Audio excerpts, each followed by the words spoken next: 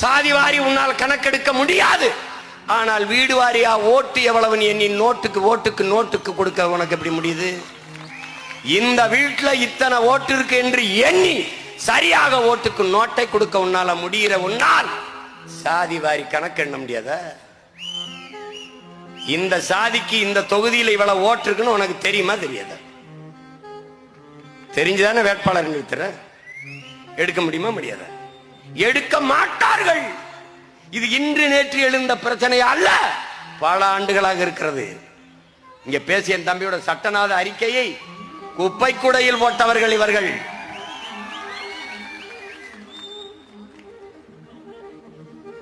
பீகார் எடுத்தது ஏன்? அங்கு பெரியார் பிறக்கவில்லை. தெலுங்கானாவில் எடுக்கிறார்கள் யார்? இவர்கள் கூட்டணி வைத்திருக்கிற காங்கிரஸ்